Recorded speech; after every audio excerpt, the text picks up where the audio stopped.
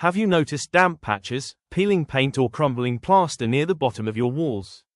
In this guide, we'll show you how to treat rising damp properly.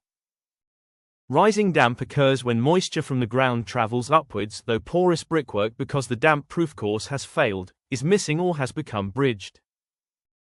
Spot the early warning signs to prevent further damage to your home. Not all damp at low level is rising damp. Check for leaking pipes, condensation and external defects before beginning treatment. Ensure there is no connection across the damp-proof course. Bridging allows moisture to bypass the DPC and continue rising. A chemical damp-proof cream is injected into the mortar joint, creating a new water-repellent barrier that helps prevent moisture rising through the wall. Professional products for effective rising damp treatment and lasting protection.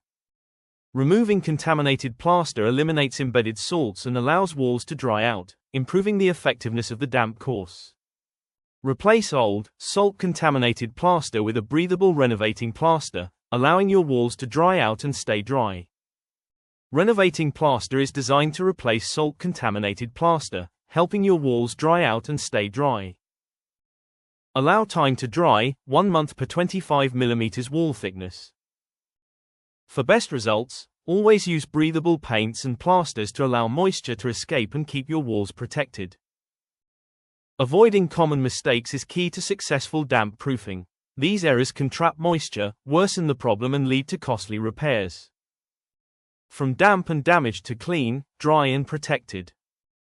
Treating the damp-proof course without replacing contaminated plaster often results in the wall appearing damp for much longer. Both steps are essential for a successful long-term repair. Need help choosing the right products? Visit our website or speak to us directly for advice.